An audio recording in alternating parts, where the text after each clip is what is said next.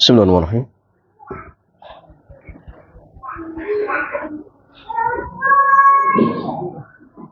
Matiin lagi. Tadi nyala. Oh, habis.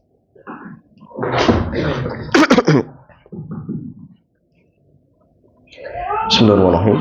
Assalamualaikum warahmatullahi wabarakatuh.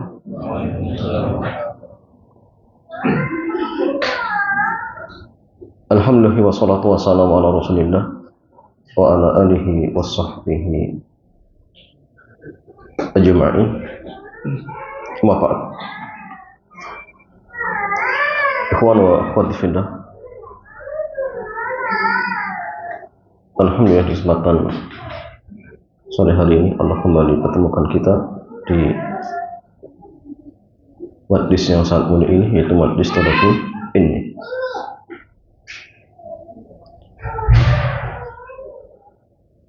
Ya, sore hari ini kita masih pada kitab Pasar Muslim Dunia Makna. Dan tema sore hari ini berkaitan tentang dilarang membaca Al-Quran di pasar. Ya, jemaah sekalian, membaca Quran secara umum sangat dianjurkan. Bahkan Rasulullah beliau bersabda, "Man qara'a harfan min kitabillahi falahu hasanah." Jadi barang siapa yang membaca satu huruf dari Al-Quran, maka dia mendapatkan satu kebaikan. Wal hasanatu bi asyri amsalihha, dan satu kebaikan itu akan dilipat gandakan menjadi 10 kebaikan. Dan kata Nabi, la aqulu alif lam mim harfun. Saya tidak mengatakan alif lam mim satu huruf, tidak, tapi alif satu huruf, lam satu huruf, mim satu huruf. Insyaallah.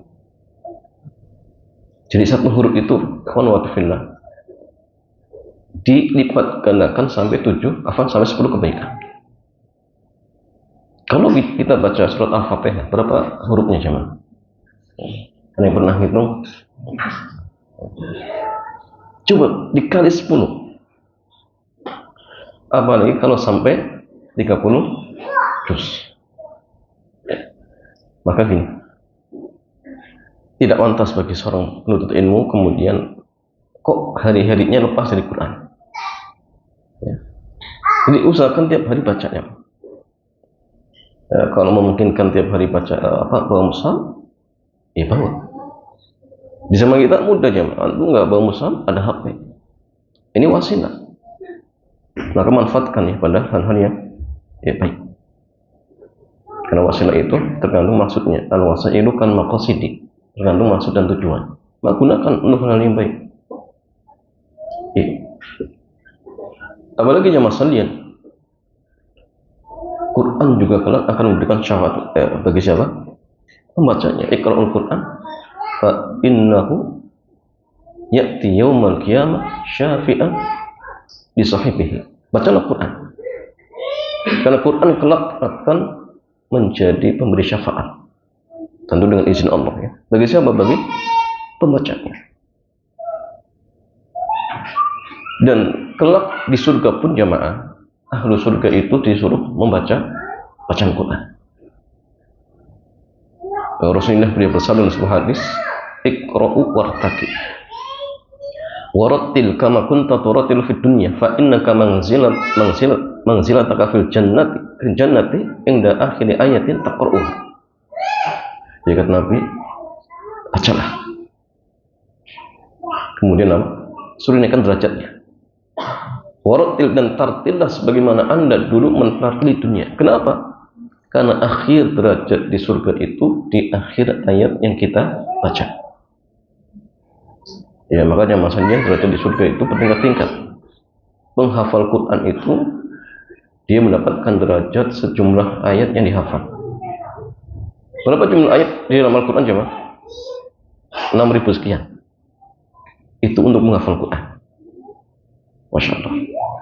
Jadi ini semua ya menunjukkan kepada kita untuk memperbanyak membaca Al-Quran. Apalagi kalau sampai bisa menghafal. Maka berbahagialah ketika misalkan kita dimudahkan oleh Allah untuk menghafal Quran. Begitu pula misal kita punya anak menjadi penghafal Quran, masya Allah, luar biasa ya. Karena dalam sebuah diceritakan ya, ada seorang ibu, seorang ayah ya, punya orang tua di surga, kaget ya. Kenapa? Karena derajatnya semakin tinggi ya. Kemudian dikatakan kepadanya bahwasanya derajat orang tuanya ditinggal itu gara-gara ya, anaknya penghafal Quran. Bahkan kelak anaknya akan memakan mahkota untuk kedua orang tuanya, masya Allah, luar biasa. Sehingga perbanyaklah membaca Al-Quran. Tetapi jemaah sekalian, ada waktu-waktu yang memang tidak dibolehkan untuk membaca Al-Quran. Dan ini ingat secara ya, ijma sepakat bilisan. Ini nggak boleh. Di mana jemaah sekalian? Contoh seperti di WC, itu nggak boleh bilisan. Ya. Tapi kalau dengan hati, boleh tidak? Ya boleh. Ya. Begitu pula salah satunya di pasar. Tapi nanti jemaah ada perinciannya. Kapan seseorang tidak boleh membacanya? Bilisan secara mutlak atau ada perincian. Kalau bil qalbi sepakat boleh. Ya, karena zikir bil qalbi itu dibolehkan. Penulis kitab mengatakan bismillahirrahmanirrahim wassalatu wassalamu ala rasulillah wa ba'd. Kita membahas hukum membaca Al-Quran di pasar.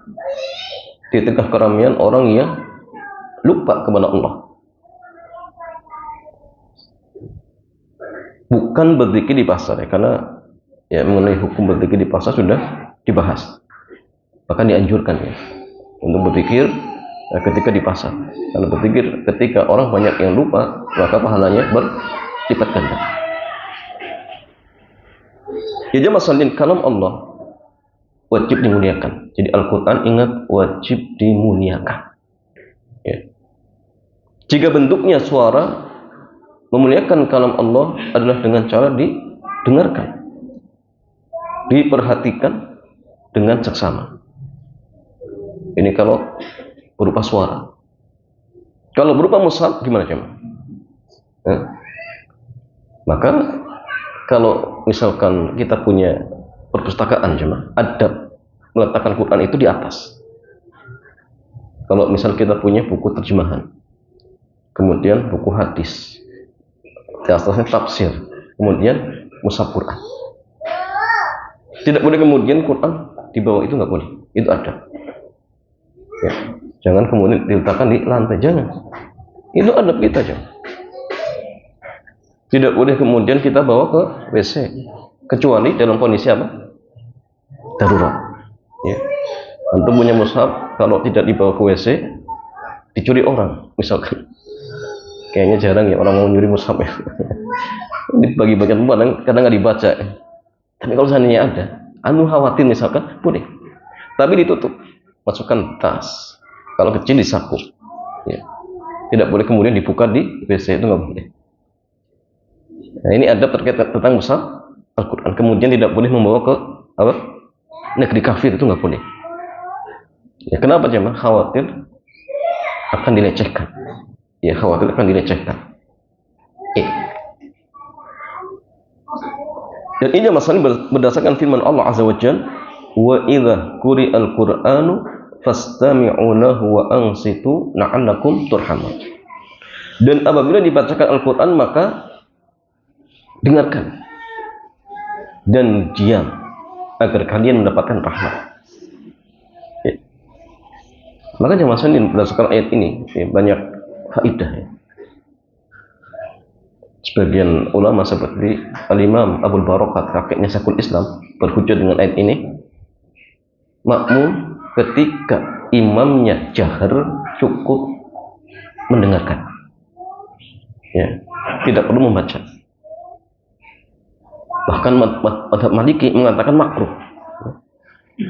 Kalau baca sedangkan jahar makruh. Al-Imam Abu Barokat mengatakan diam saja, sudah dengarkan saja. Tambahkan hadis Nabi qiraatul imam qiraatul makmum, bacaan imam bacaan makmum, walaupun hadisnya lemah. Ya. Tapi sebagian ada yang berhujah bahwasanya ketika imam jahar maka cukup mendengarkan, hujahnya ayat ini. Wa idza quri'al Qur'anu fastami'u lahu wa ansitu. Ya, cukup mendengarkan. Dan ini pendapat ya cukup kuat ya. Ya, walaupun seperti Syekh bin Baz, Syekh Muhammad bin Shalih Al-Utsaimin, pendapatnya apa? Seperti mazhab Syafi'i, wajib tetap untuk membaca. Tapi kalau antum lebih condong pendapat yang mengatakan diam, ya silakan, tidak masalah. Ya, tapi kalau ingin lebih hati-hati baca, ini lebih apa jemaah? Lebih hati-hati. Ya jemaah sekalian, karena itulah para ulama melarang membaca Al-Quran dengan keras. Sementara masyarakat di sekitarnya belum siap untuk mendengarkannya. Ya. Sampai pun misal gini, takmir masjid menjelang subuh setelah lawat murotal, banyak orang yang tidur, atau mungkin banyak orang yang lagi mengadakan acara dan sebagainya, sedangkan suara itu dikeraskan sehingga menyebabkan bacaan Quran tidak didengarkan. Maka dalam hal ini jemaah yang salah siapa? Yang nyetel, waktunya nggak tepat. Ustaz, tapi kan tujuan saya ingin memperdengarkan Quran. Jawabannya, tempatnya keliru. Kalau ingin mendengarkan Al-Quran, misalkan di ruangan, ya sudah cukup suara itu satu ruangan. Kalau kemudian sampai keluar dan menyebabkan ya, banyak orang yang tidak mendengarkan gara-gara dia, maka dia berdosa. Tidak boleh. Ya. Lagi sampai mengganggu. Siang-siang dikerasin, nyetel murotal. Dengan tujuan ya tadi biar tangganya dengar misalkan. Oh, ini nggak boleh ya, Pak. Dan ini juga faedah mendolimi seseorang sampai pun dengan bacaan Quran itu nggak boleh. Nggak boleh jemaah. Nyetel murotal sampai kenceng-kenceng, banyak orang terganggu. Ini nggak boleh. Apalagi kalau mengganggunya menggunakan dangdutan. Sudah dangdut koplok lagi jemaah. Ini kan masalah. Dan banyak karena sebagian orang tidak merasa ya.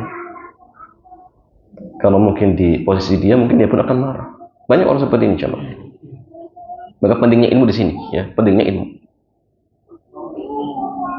Karena dakwah itu jemaah sekalian, walaupun yang disampaikan benar, tetapi kalau waktunya keliru, yang terjadi apa? Fitnah. Bahkan menyebabkan apa? Orang lari.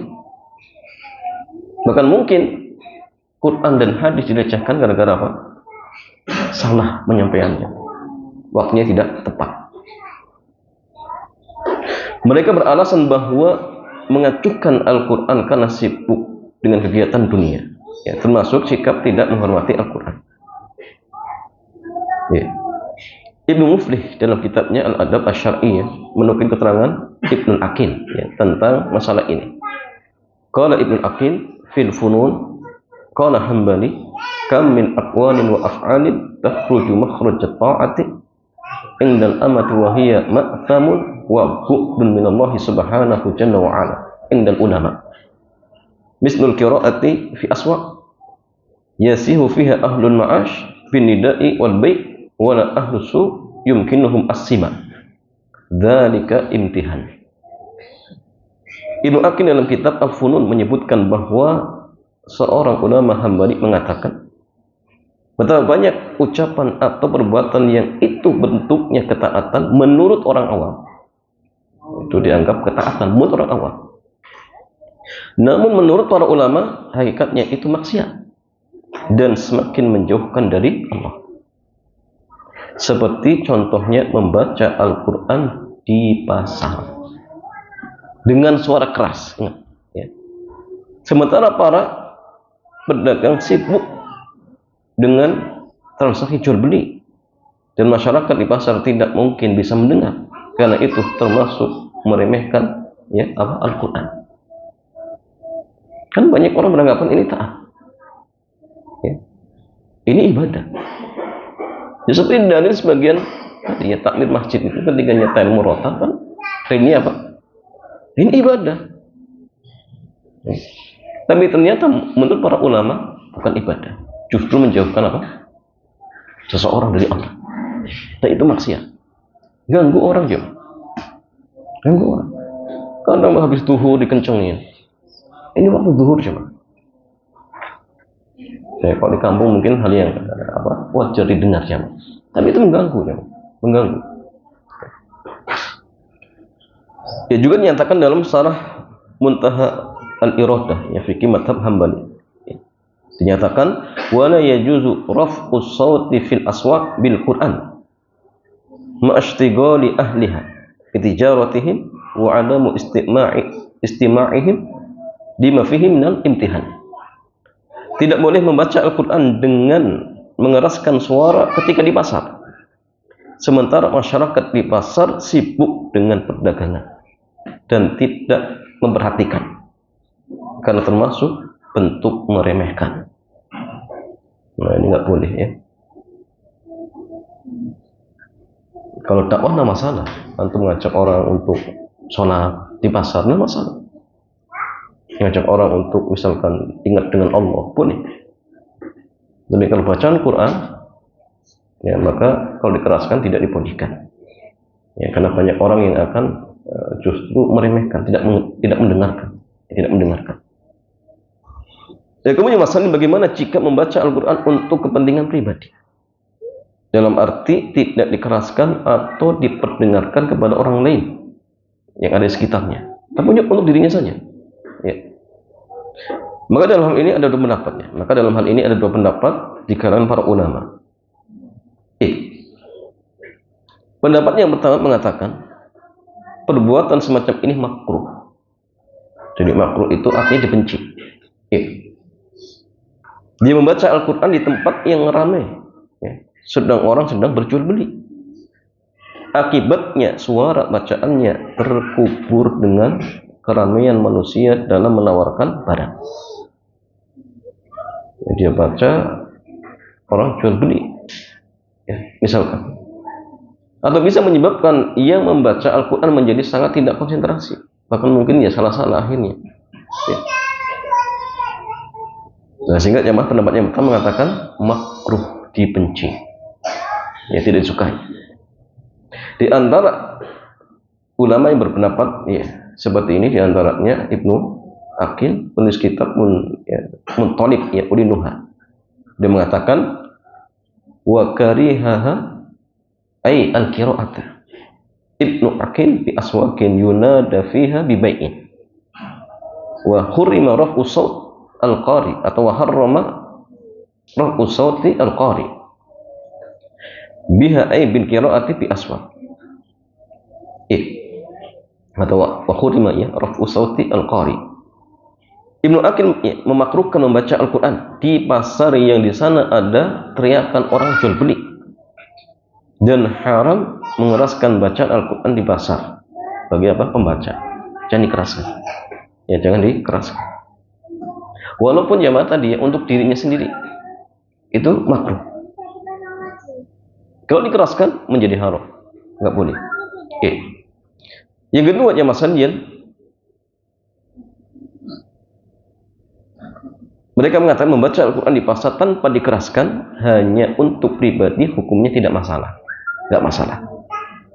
Terlebih jika tujuannya dalam rangka mengisi waktu kosong, ya ketika menjaga toko misalkan, dengan catatan selama masih bisa berkonsentrasi. Jadi pendapat yang kedua mengatakan diperbolehkan. Pertanyaan masalahnya, boleh tidak bagi penjaga toko di waktu-waktu senggang, ya, di jam kerja dia gunakan untuk baca Quran? Boleh tidak? Tidak boleh sih. Katanya tidak boleh ya, benar nggak? Gini, kalau dia penjaga toko milik orang, seseorang pribadi misalkan, Minta izin. Kalau diizinkan, sang pemilik boleh tidak? Boleh. Kalau tidak diizinkan, nggak boleh. Kenapa jamaah sekalian? Karena dia apa? Sedang dalam artian menjalankan amanah. Ya, dan amanah itu wajib ditunaikan. Jangan kemudian demi melakukan sunnah amanah terbengkalai, itu nggak boleh. Nggak boleh ya.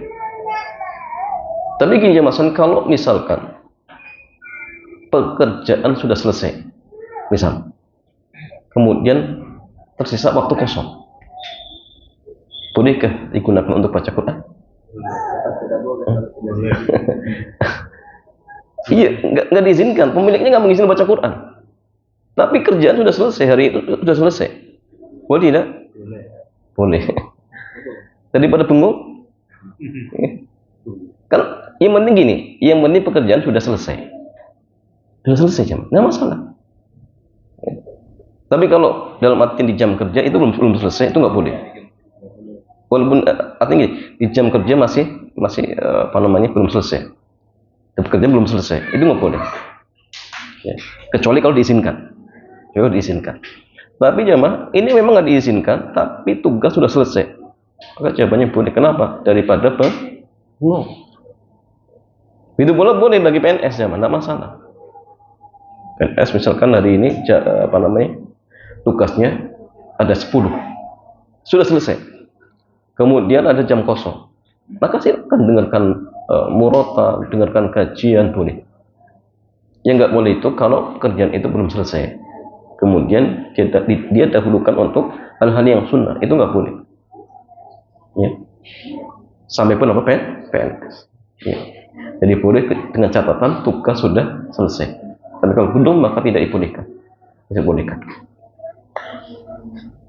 Al-Imam An-Nawawi beliau mengatakan, ammal qira'atu fit thariq fal mukhtaru annaha jaizatun ghairu makruhah idza lam yaltahi sahibuha fa in iltaha anha kurihat kama karihan Nabi sallallahu alaihi wasallam al qira'ata lin na'is makhafatan minal khalati.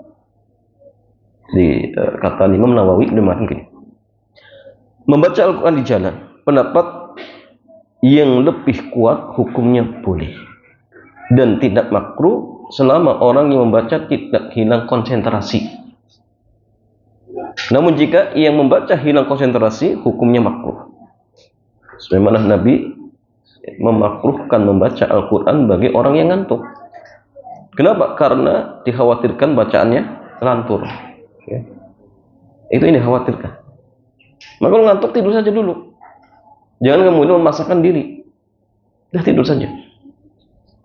Bahkan ketika sholat pun jamaah, dia ngantuk. Ingat dia sholat sunnah. Tahajud ngantuk. Sudah tidur saja dulu. Khawatir bacaan-bacaannya keliru. Ya. Tidur, setelah itu kalau misalkan ingin dilanjutkan, silakan dilanjutkan. Kemudian di antara yang berpendapat demikian adalah Al-Imam Ibnu Baz, Syekh Abdul Aziz Ibnu Baz. Dalam satu fatwanya beliau mengatakan, la ba'sa an taqra'ul Qur'ana fi tukanika aw fi mabsatik aw fi biqalatik idza kunta fariqan taqra'u ma tayassaru min kitabillahi azza wa jalla aw tadhkurullah aw tusalli ala rasulillahi sallallahu alaihi wasallam. Kullu hadza thayyib inda wujudil faragh tashtaqilu bi dzikrillahi azza wa jalla. Karena beliau, tidak masalah kamu membaca Al-Quran di toko Anda atau lapak Anda. Ketika Anda longgar, silahkan baca Al-Quran yang Anda inginkan, atau membaca zikir, atau bersalawat untuk Rasulullah sallallahu alaihi wasallam. Ya, semua ini baik. Ketika ada waktu kosong, ya, silahkan Anda sibukkan dengan berzikir kepada Allah Subhanahu wa Ta'ala. Ya, sehingga masalah larangan membaca Quran di pasar itu maksudnya apa? Kalau dikeraskan, itu nggak boleh. Tapi kalau dalam artian untuk pribadi, ini sedang pendapat. Ada yang mengatakan makruh, ada yang mengatakan dibolehkan. Dan wallahu a'lam jamaah, pendapat yang mengatakan dibolehkan tidak masalah. Ya, tidak tidak masalah, dengan catatan tadi ya, dia masih bisa konsentrasi. Tapi kalau kemudian ngantur karena mungkin sibuk melayani orang misalkan, maka berhenti dulu ya, jangan sambil baca seperti itu. Tapi kalau misalkan dia masih tetap konsentrasi, maka silakan, tidak masalah ya, apalagi di waktu-waktu yang kosong sambil nunggu ya, pembeli misalkan, silakan, tidak masalah ya. Karena membaca Quran termasuk zikir, dan zikir kapanpun waktunya dibolehkan ya, kecuali di waktu-waktu yang terlarang seperti tadi ya, di WC, maka itu tidak dibolehkan ya, walaupun dengan suara pelan ya, selagi dilafadzkan maka tidak dibolehkan ya. Tapi kalau dalam hati ya silakan, tidak masalah ya, tidak masalah ya. Wallahu ta'ala a'lam bissawab. Ini jemaah sekalian sedikit ringkas tentang masalah hukum membaca Quran di pasar. Mudah-mudahan bermanfaat. Selanjutnya untuk memperluas pembahasan ya, kita buka tanya jawab, dipersilakan.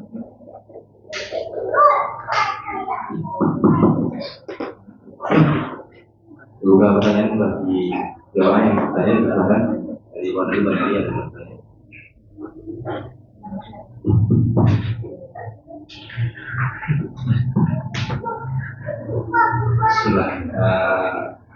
Ustaz, anak mau nanya di luar tema. Ya. Bagaimana dengan hukum berdoa berjamaah dengan dipimpin oleh satu orang ya, di acara-acara umum, misalnya lingkungan KRT-an atau di lingkungan keluarga dan sebagainya. Itu bagaimana hukum Ustaz? Jazakallah khair. Ya, jamaah sekalian, apa hukumnya doa berjamaah yang dipimpin oleh satu orang? Jawabannya, perkara ini tidak pernah dicontohkan oleh Rasulullah. Ya, tidak ada satu hadis pun. Tapi dalam artian memimpin doa yang diprogram, ya, tidak ada. Kalau spontanitas ada, seperti ketika Nabi menguburkan sahabat di Baqi. Setelah selesai penguburan, kemudian Nabi bersabda, istaghfiru li akhikum was'alu lahu tasbih fa innahul an yus'al. Mintakanlah istighfar untuk saudara kalian karena sekarang dia, dan mintakanlah tasbih, keteguhan, karena dia sedang ditanya. Akhirnya Nabi berdoa, kemudian para sahabat spontanitas mereka muter ya, mengamini doanya Rasulullah. Nah, ini boleh, tidak masalah. Tapi ingat, para ulama kita menjelaskan ini spontanitas, tidak diprogram. Ya, artinya sudah ada susunannya ya. Kalau di kita kan sudah ada jamaah. Bahkan dari awal ya, inna fatwatin Nabi Mustafa ini sudah tawasul dengan mayit, nggak boleh. Kemudian baca ini baru dipimpin Al-Fatihah ya. Kan nggak ada jamaahnya. Nggak ada satu hadis pun, tidak ada contoh sahabatnya atau khulafaur rasyidin, nggak ada. Atau sahabatnya ini nggak ada. Ya, sehingga ini bukan petunjuk Rasulullah SAW, maka tidak perlu untuk diamalkan. Ya, tidak perlu untuk diamalkan. Ya, kalau ingin doa saja, nggak perlu programnya. Ayo kita berdoa, sudah doa saja. Ya. Kalau kemudian yang lain ikut mengamini, ya boleh-boleh saja. Tapi ingat, orang yang ikut mengamini juga harus tahu doanya apa jemaah. Ya. Jangan sampai kemudian imamnya doa doanya poligami, jamaahnya perempuan mengamini, pulang-pulang suaminya nikah lagi, marah-marah. Kenapa? Ternyata doa imamnya poligami, suaminya nikah. Karena nggak tahu jamaah sekalian. Atau kadang-kadang imam juga atau seorang dia doanya konteksnya pribadi, kemudian diamini, ya tidak tepat. Nah, sehingga harus tahu isi doanya. Kalau kiranya baik dan itu tidak diprogram, spontanitas, nggak masalah, boleh.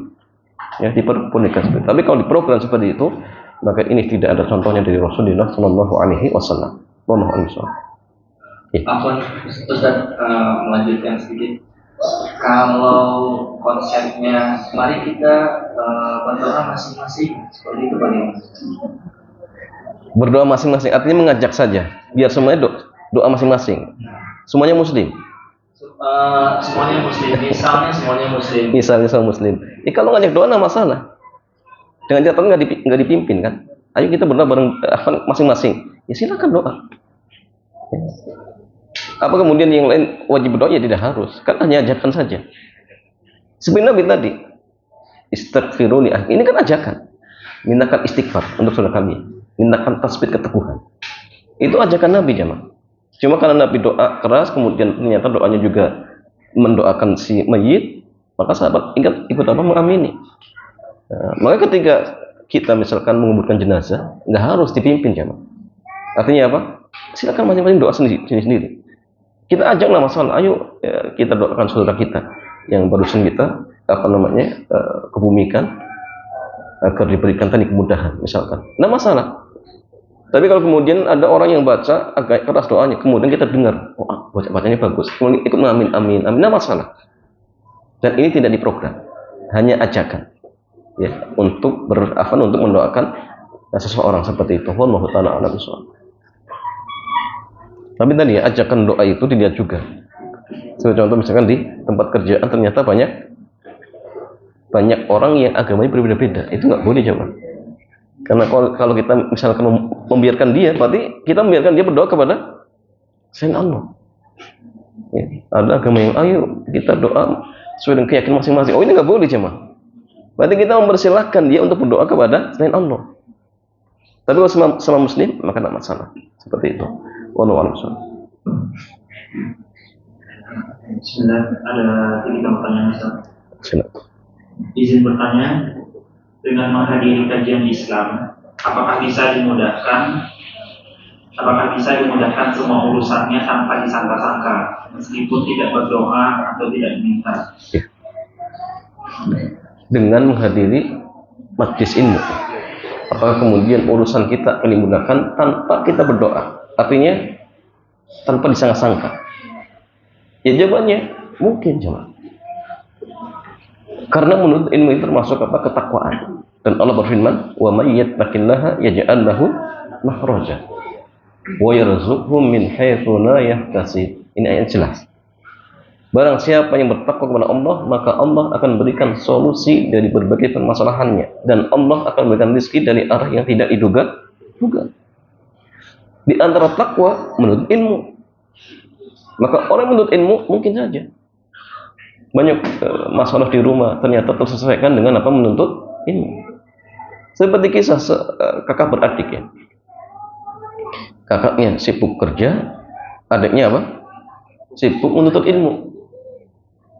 Sehingga akhirnya di satu waktu kakaknya protes, datang menemui Nabi. Ya Rasulullah, adikku ini enak-enakan cari ilmu. Ngiri ya, kakaknya ngiri.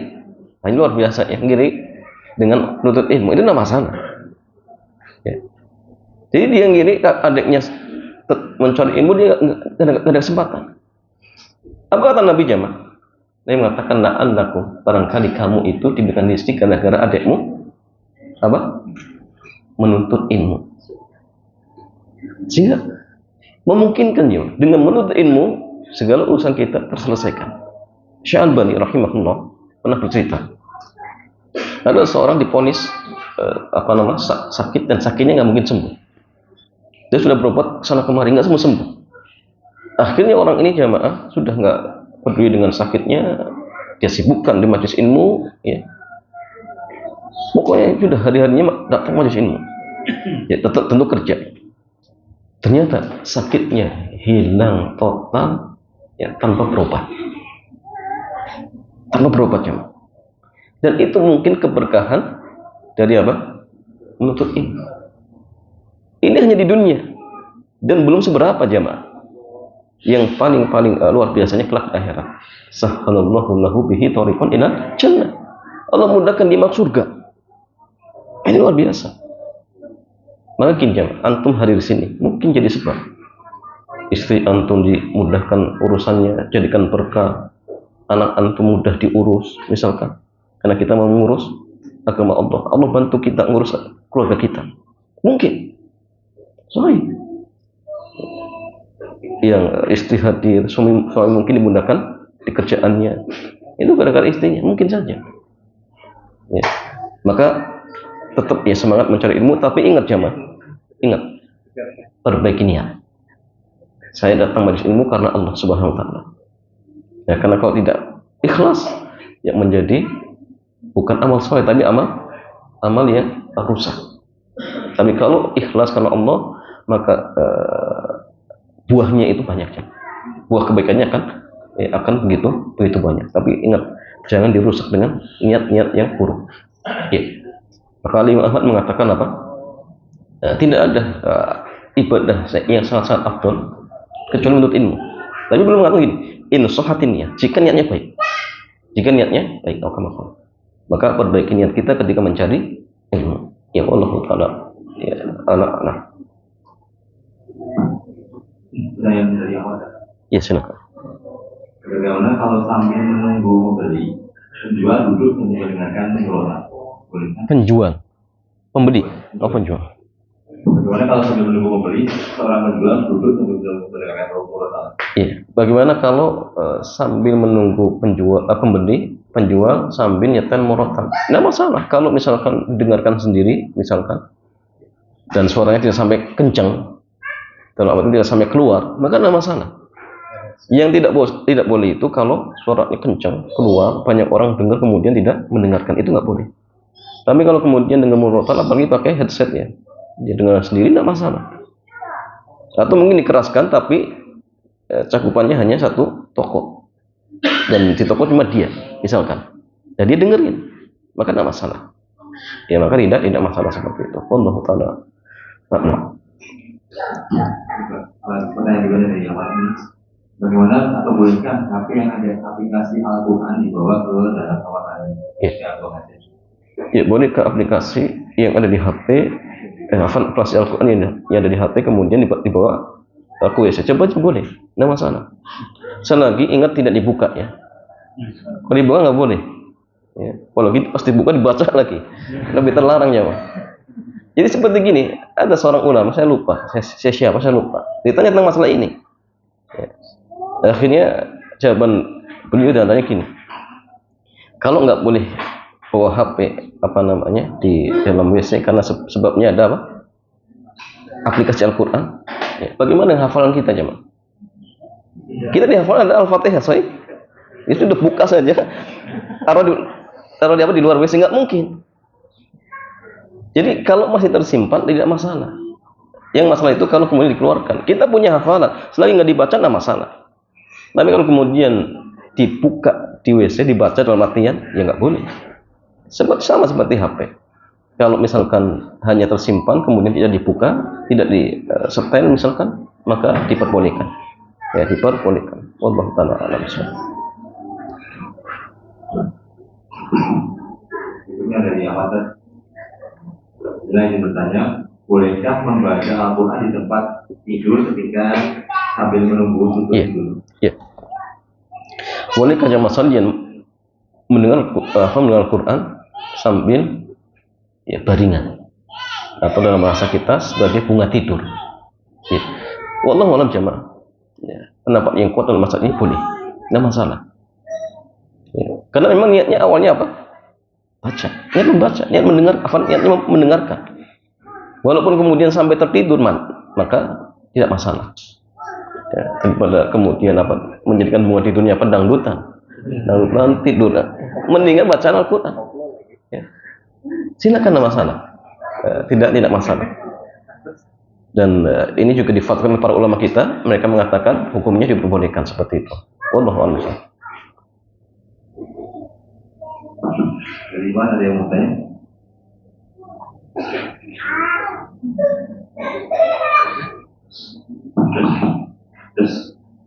Bismillah. Izin bertanya juga oleh Pak Ustaz. Bagaimana hukumnya jika ketika kita membangun sebuah masjid, tetapi tempat pembuangan kotoran atau sepitanya berada di depan masjid setelah tembok, pas di depannya bagian bawah ada pembuangan atau tempat pembuangan sepitanya? Iya. Ya, jamaah sekalian, bagaimana hukumnya ketika kita membangun masjid kemudian tempat pembuangannya berada di depan?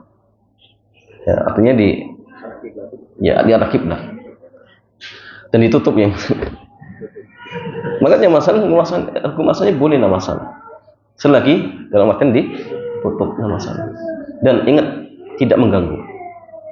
Ya, misalkan ada salurannya kemudian dibuang ke atas dan tidak sampai mengganggu jamaah, maka tidak masalah. Tapi kalau kemudian misalkan baunya sampai masuk ke masjid, ini nggak boleh. Karena jangankan dengan bau tadi ya, bau jengkol saja nggak boleh. Kita baru makan jengkol masuk masjid jamaah itu nggak boleh. Apalagi bau yang mungkin lebih dari itu, maka nggak boleh. Tapi kalau misalkan dalam artian terjamin aman misalkan dan ditutup, maka tidak masalah.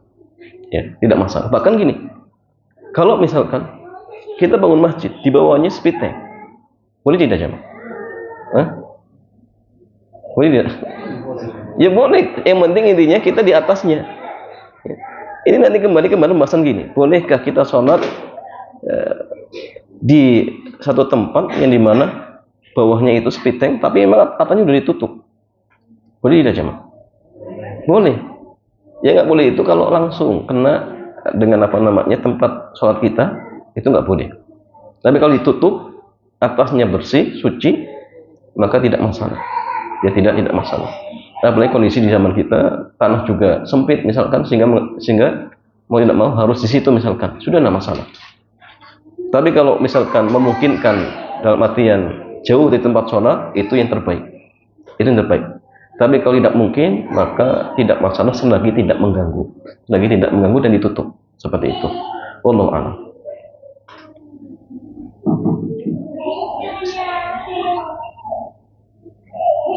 Dari awal tuh memlanjutkan pertanyaan yang lain, apakah boleh seorang perempuan memiliki cita yang tinggi dan berkarir di dalam? Apakah boleh wanita memiliki cita-cita yang tinggi dan berkarir dalam Islam? Jawabannya boleh, dengan catatan ya, satu, titiknya benar ya, karirnya juga dalam hal yang halal, kemudian terjaga adab-adabnya ya. Kalau dia misalkan sudah nikah, berarti harus izin suami. Kalau dia belum nikah, ya izin walinya, seperti itu. Kalau diizinkan pun ya. Tapi kalau kemudian ada hal yang dilanggar, campur baur laki perempuan, tidak menutup auratnya ya, kemudian suara juga dilemah lembutkan, nah, ini pelanggaran. Tapi kalau taruhlah misalnya tadi mubah, nggak ada pelanggaran, ada terjaga, maka tidak masalah, diperbolehkan. Dalilnya apa jamaah? Dulu para sahabat mereka juga sama, mereka juga ada yang berprofesi yang bantu suaminya ya. Ada yang jadi pengajar. Ibunda Aisyah itu pengajar, bahkan banyak muridnya dari para sahabat. Maka boleh misalkan cita-cita jadi guru kemudian biar ngajar, tapi dengan catatan tadi ya, di kelas juga tidak campur baur, tidak ikhtilat. Tapi kalau kemudian anak didiknya campur baur, gimana? Dia ngajar di sekolah negeri, anak didiknya tidak berhijab, campur baur misalkan, boleh tidak? Ini masalah ya. Nggak boleh, masalahnya nggak boleh. Terus bagaimana dengan gajinya ya, halal atau haram? Gajinya halal karena terkait pekerjaan. Kalau dia ngajarnya pelajaran atau materi yang bermanfaat, nggak masalah. Nah, itu gaji itu tergantung jenis kerjaan. Ya, perkara kemudian anak seperti itu, dia harus berusaha untuk mengingkari semampunya. Ya mungkin pelan-pelan dinasihati untuk pakai hijab dan sebagainya, dan dibiarkan. Ya, tapi kalau kemudian dia bisa pindah, ya pindah. Ya, cari kerjaan yang lain seperti itu. Kalau tidak memungkinkan untuk mengingkari seperti itu. Sehingga jawabannya tidak masalah selagi cita-citanya dalam hal-hal yang benar-benar syariat, kemudian adabnya juga tetap terjaga seperti itu. Wallahu ta'ala a'lam bishawab.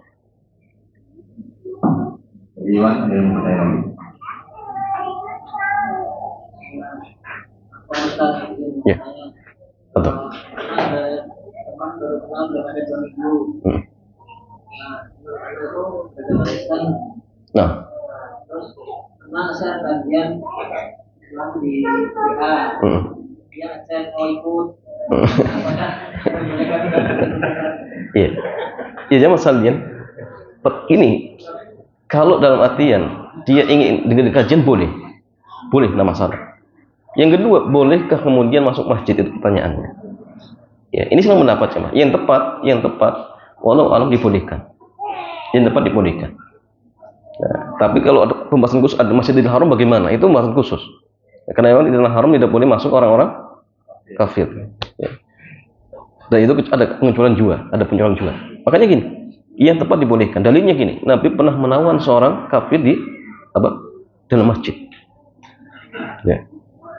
Dan lawan ini gini, dia non muslim. Muslim itu aja masalahnya, mungkin enggak ketika ketika junub kemudian mandi, nggak mungkin kan? Maka ini juga dikendali bahwasanya orang junub itu boleh masuk masjid. Dalilnya Nabi menawan seorang kafir di masjid seperti itu. Sehingga ini juga dalil boleh orang kafir masuk masjid. Apalagi ingin dengar kajian, maka nggak masalah. Ya, jadi kalau ingin ikut ya silakan saja.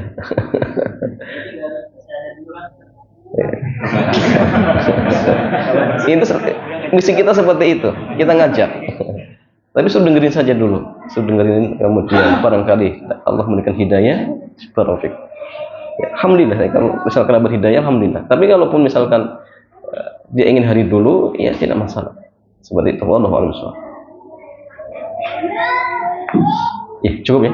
Demikian jamaah, mudah-mudahan kajian di kesempatan sore hari ini bermanfaat. Kita tutup. Subhanakallahumma wa bihamdik, asyhadu an la ilaha illa anta, astaghfiruka wa atubu ilaik. Assalamualaikum warahmatullahi wabarakatuh.